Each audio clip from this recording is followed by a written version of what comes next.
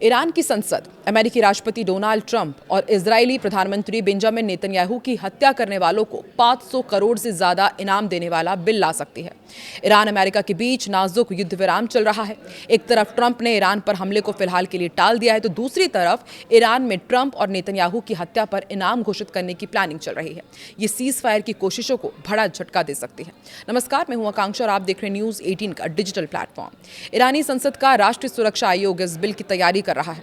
आयोग के प्रमुख इब्राहिम अजीजी ने कहा है कि इस्लामिक रिपब्लिक की सैन्य और सुरक्षा बलों की जवाबी कार्रवाई नाम से बिल तैयार किया जा रहा है। ईरानी सांसद ने यह भी कहा कि संसद जल्द ही इस बिल पर वोटिंग कर सकती है, जो ट्रंप और नेतन्याहू को जहन्नुम पहुंचाने वालों को इनाम देगा। रिपोर्ट में यह कहा गया है कि ईरान के सर्वोच्च नेता खामेनेई समेत कई सैन्य और राजनीतिक नेताओं की मौत के बाद यह कदम उठाया जा रहा है। इसी बीच ट्रंप ने कहा है कि उन्होंने ईरान पर मंगलवार को होने वाला हमला फिलहाल टाल दिया है। ट्रंप ने कहा है कि कतर, सऊदी अरब और यूएई जैसे गल्फ देशों के नेताओं ने बातचीत को मौका देने के लिए कुछ दिन का समय मांगा था। पिछले 24 घंटे के 5 बड़े अपडेट्स क्या हैं वो भी आपको बताते हैं।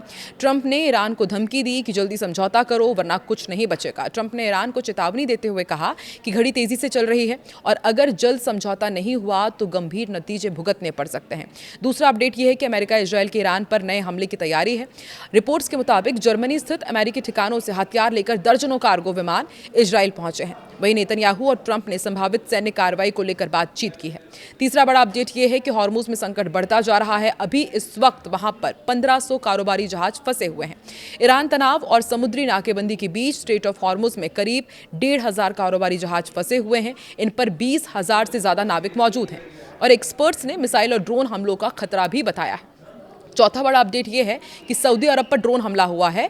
कुवैत, कतर ने इस हमले की निंदा की है। सऊदी अरब का दरअसल ये दावा है कि उनके एयर डिफेंस सिस्टम ने इराक की दिशा से आए 3 ड्रोन मार गिराए हैं। कुवैत और कतर ने इससे सऊदी संप्रभुता और क्षेत्रीय सुरक्षा पर हमला बताया और इसकी निंदा भी की है। इधर ईरान में लड़कियों को AK-47 ट्रेनिंग दी जा रही है।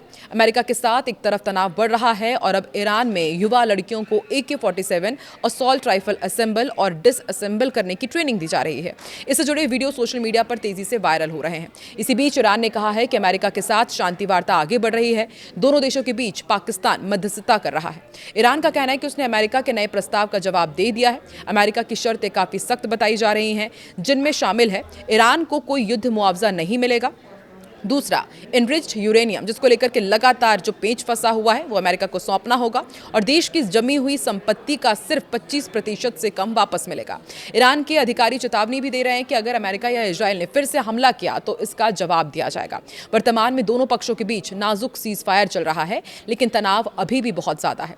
ईरान का ये नया कदम स्थिति को और उग्र बना सकता है। वहीं अमेरिका के पड़ोसी देश क्यूबा को लेकर के एक चौंकाने वाली खुफिया रिपोर्ट सामने आई है। रिपोर्ट के मुताबिक क्यूबा ने 300 से ज्यादा सैन्य ड्रोन जुटा लिए हैं और अब वो इनका इस्तेमाल अमेरिका के ग्वातनामो बे में सैन्य अड्डे, अमेरिकी नौसेना के जहाजों और यहां तक कि फ्लोरिडा के वेस्ट जैसे इलाकों पर हमला करने की योजना पर चर्चा कर रहा है। एक रिपोर्ट के मुताबिक ये जानकारी अमेरिकी अधिकारियों को गोपनीय खुफिया रिपोर्ट में मिली है। अधिकारियों का कहना है कि क्यूबा ड्रोन वारफेयर के जरिए अमेरिका के लिए एक उभरता हुआ खतरा बन रहा है, खासकर तब जब वो ईरानी सैन्य सलाहकार भी वहां पर मौजूद है। अब अमेरिका की चिंता क्यों बढ़ रही है क्यूबा की तरफ से, ये भी आपको बताते हैं। एक वरिष्ठ अमेरिकी अधिकारी ने कहा है कि जब इस तरह की तकनीक हमारे देश के इतने नज़दीक मौजूद हो और इसमें आतंकी संगठनों से लेकर ड्रग कार्टेल, ईरान और रूस जैसे देश शामिल हो तो ये चिंता का विषय बढ़ जाता है। ये एक बढ़ता हुआ खतरा वो मान रहे हैं। क्यूबा अमेरिका से सिर्फ 90 मील यानी कि 144 किलोमीटर की दूरी पर है, जिससे उसकी गतिविधियां और भी संवेदनशील हो जाती हैं। अमेरिकी अधिकारियों का मानना है कि क्यूबा फिलहाल कोई भी तात्कालिक हमला करने की योजना नहीं बना रहा है, लेकिन हालात बिगड़ने की स्थिति में ड्रोन वॉरफेयर के विकल्प पर गंभीरता से विचार किया जा रहा है। हालांकि ये भी कहा गया है कि क्यूबा अभी उतना बड़ा सैन्य खतरा नहीं है जितना 1962 के क्यूबा मिसाइल संकट के समय था। तो एक तरफ ईरान और अमेरिका के बीच सब कुछ ठीक होता हुआ नजर नहीं आ रहा है, तो वहीं दूसरी तरफ छोटे छोटे देश भी अमेरिका की परेशानी बढ़ाने जा रहे हैं और इसी बीच 500 करोड़ का इनाम घोषित करना कि जो भी बेंजामिन नेतन्याहू को मारेगा या फिर डोनाल्ड ट्रंप को मारेगा उसे 500 करोड़ रुपए दिए जाएंगे। वो भी संसद में इसकी बातचीत चल रही है। आपको क्या लगता है, क्या इस तरह का जो इनाम है वो अमेरिका और ईरान के बीच जो संकट है, जो तनाव है, उसको क्या और बढ़ा देगा? आपको क्या लगता है? कमेंट सेक्शन में जरूर बताएं।